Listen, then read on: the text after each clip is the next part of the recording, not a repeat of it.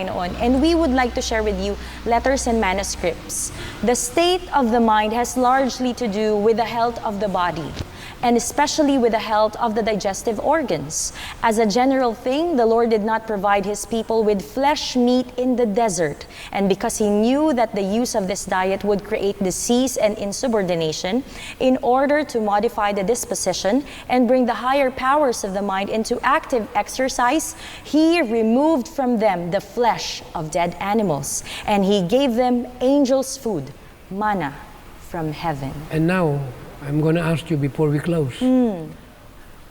Ano ang nirepresentahan ng mana ngayon? Sa time ng ating kapanahunan.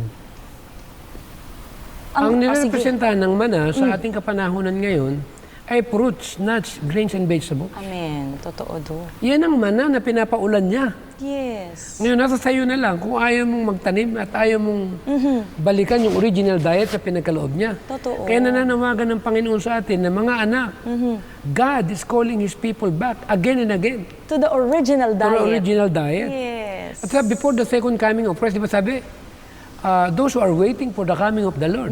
Are we waiting? We are. Eh, anong gagawin natin while we are waiting? Kailangan Meat natin eating will be removed. removed. Done away. Aha. Eh, kung yan ay mahirap unawain, naghihintay tayo, at ang gagawin mo, taliwas yung gagawin mo, ay baka pagdating ng second coming, depart from me, I never knew you. Ako, ang sakit nun do. Mabigat ito. Lalo na kung gumagawa tayo para sa Panginoon na sinasabi natin Hindi na tayo natin ay inatunan medical na pag hindi ka practitioners. nag-vegetarian, hindi ka maliligtas. That's true. Pero we are talking about essence of the gospel.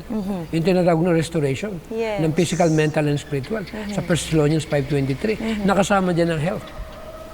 Yung ating kinakain. Amen. Totoo, Dok, no?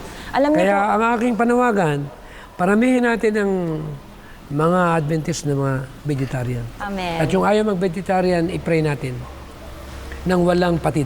Yes. Ikaw ba, pinipray mo yung mga kapatid natin na Totoo, Dok. mag-healthy lifestyle? Yes, sobra. Kasi kung mahal mo, ipipray mo. Totoo Ako, yun. alam ba, ting mananalangin, tulungan ng ating mga kabuong kapatiran na hindi yung pagpupunta ako sa church, pag may isang nagtaas, swerte ka.